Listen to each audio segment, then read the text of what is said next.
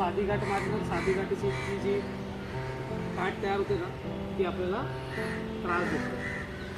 चपटी असल्यामुळे ती काय होते ती आपल्याला त्रास देत नाही. तर ती कशी मारतो आपण, दोन टोकं आहेत, मागचं टोक आणि नंतर टोक दोन्ही एकामेकांवर ठेवायचं आपल्याला. ठीक आहे. ते उजवं टोक आहे जे आता डाव्या हातात आहे माझं, त्याला मी रशीच्या खालून बाहेर काढतो. क्लिअर एवढं. सेम तेच टोक पुन्हा वरती आणलं आणि पुन्हा खालून वर ती गाडी तुमची चपटी गाठ. या गाठीचं वैशिष्ट्य काय आहे, दोन एक समान जातीच्या जर रश्या आहेत तर त्या जोडण्यासाठीचा उपयोग होतो आणि बँडेजसाठी खास करून या गाठीचा उपयोग होतो. या गाठीचं वैशिष्ट्य काय आहे की तुम्ही जेवढी ताणार तेवढी टाईट होणार आणि जेवढ्या लवकर तुम्हाला खोलायचं लगेच सैल सुरू होणार. हे ना एकदम इझी आहे. जर इथे मी साधी गाठ मारली तर ही अशी सैल होणार नाही.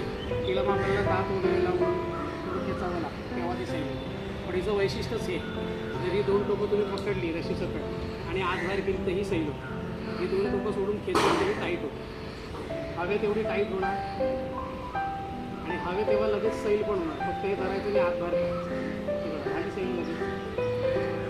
हिचं हे वैशिष्ट्य. हे केव्हा उपयोगात येणार आहे, दोन एक समान जातीच्या असं आपल्याला जोडायचं आहे, मोठी रशी बनवायची.